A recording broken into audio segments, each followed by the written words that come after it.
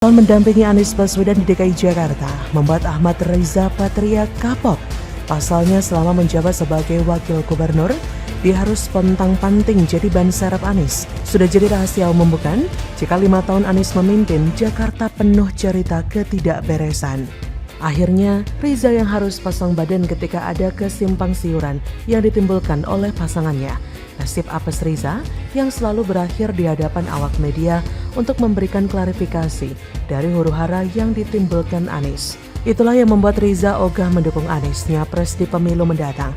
Hal serupa diungkapkan Mahfud MD melalui statement kepada kawannya, Denny Indrayana. Ia mempersilahkan Denny untuk mendukung Anies tapi tidak dengan pilihannya. Memang hanya sepatah statement itu yang tersampaikan di publik. Namun, asumsi banyak bermunculan karena Mahfud memberikan clue perbincangan mereka. Selanjutnya, perihal capres potensial yang sudah masuk riset lembaga survei. Ranah Mahfud dalam pemerintahan sendiri sudah pada realisasi politik dan hukum yang berjalan di negara ini. Jadi tidak mungkin sekelas menteri sepertinya mengeluarkan pendapat secara sembarangan. Sama halnya dengan Riza yang sudah mengetahui bobroknya Anies selama memimpin. Sebagai pengamat dan eksekutor, Mahfud juga pasti sudah fasih dengan jalan politik ex-gubernur Jakarta itu. Jangankan yang sudah ahli seperti Mahfud, rakyat biasa sepertiku saja bisa menilai kok. Hanya lewat rekam jejaknya selama menjabat sebagai gubernur. Kekacauan, kerusakan sudah melekat dalam hasil kinerjanya. Mahfud sudah mengeluarkan statement untuk tidak menjatuhkan dukungannya kepada Anies. Tapi sekarang, elit politik Nasdem dan barisan pendukung Anies malah menjodohkan Mahfud dengan junjungan mereka. Berbanding terbalik dengan apa yang dikemukakan Menko Polhukam itu. 1 bulan yang lalu, Mahfud berpanjang lebar di Kick Andy. Salah satu pembahasannya mengenai PR besarnya untuk membersihkan pemilu dari 2 hal.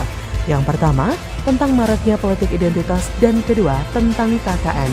Yang jelas saja, sudut pandang saya kembali mengarah pada Anies. Yang mau dibersihkan Mahfud tadi kan politik identitas. Sedangkan sebutan bapak politik identitas saja tersema cantik di nama Anies. Ia yang membangkitkan kaum radikal di Pilkada 2017 lalu.